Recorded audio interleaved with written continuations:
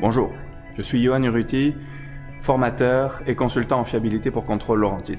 Dans cette vidéo, je vais vous montrer notre toute nouvelle installation pour les formations en ligne, à distance. On est équipé de 2 caméras, on a des micros et on veut vous apporter l'expérience la plus proche possible d'une situation où un de nos formateurs se déplace sur votre site ou votre personnel vient chez nous suivre le cours à Montréal. Alors on a un catalogue de formation qui est disponible en ligne sur notre site web. N'hésitez pas à aller le consulter et contactez-nous pour qu'on puisse organiser une session avec vous. Sur ce, je vais vous laisser avec mon collègue Jocelyn. Je vous remercie. À bientôt. Bonjour, bienvenue chez Contrôle Laurentide. Mon nom est Jocelyn Cadieux, formateur en mécanique de précision. Aujourd'hui, j'aimerais vous présenter les outils et les simulateurs que nous utilisons dans nos formations. Les formations, 50% théorie, 50% pratique. Pourquoi la pratique? Avec des mécaniciens, on a tendance à dire que si on ne passe pas par leurs mains, on ne se rendra pas à leur cerveau. Ce sont les gens qui vont faire le travail, donc nous devons les faire pratiquer. Ici, mon simulateur que j'ai à ma droite est dans un mode de non-précision. Je vais justement le démarrer pour vous. Vous allez pouvoir entendre.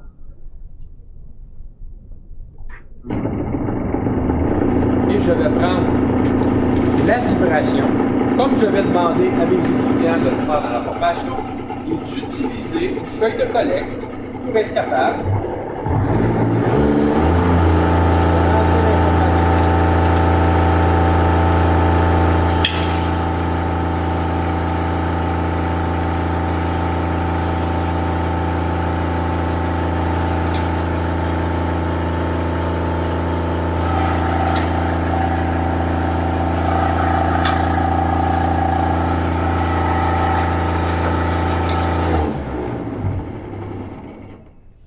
assez bruyant, beaucoup de friction, bien sûr, désaligné, pieds boiteux.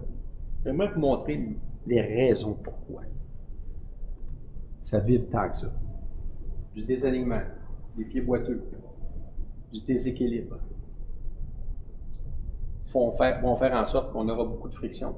Alors, la vibration que je viens de collecter est environ 0,5 pouces seconde, ce qui est 5 ou 6 fois plus que la norme, qui est 0,07 pouces seconde. Nous tournions environ à 1680 tours minute. Pourtant, j'ai un moteur ici qui est fait pour 1750 tours minute. On avait beaucoup de vibrations. Les températures sont élevées. Donc, c'est ce qu'on demande aux gens de la formation, de remplir la feuille de collecte pour la non-précision. Maintenant, une fois que ceci a été acquis, compris, maintenant, on va donner la technique et les gens doivent se remonter le simulateur dans un état de précision.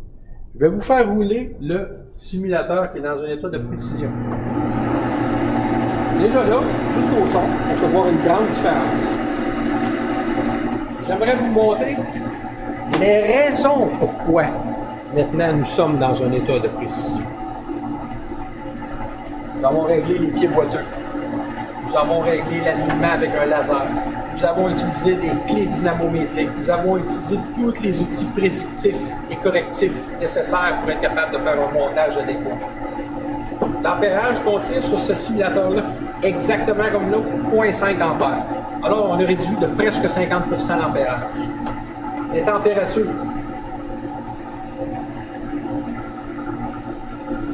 Ce qui était environ 25, 26, 27 degrés, se situe environ à 20 degrés.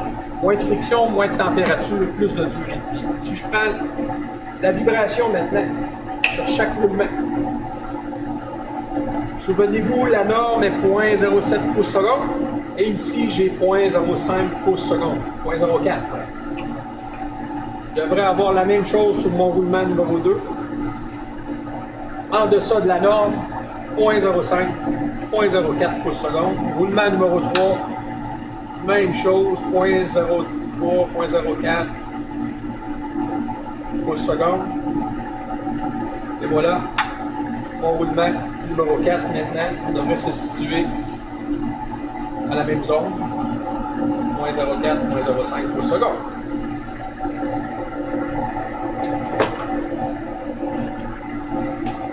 vitesse du rotor, 1750 révolutions par minute. On est parti de 1685 à 1750. Voici ce qu'on enseigne dans nos formations.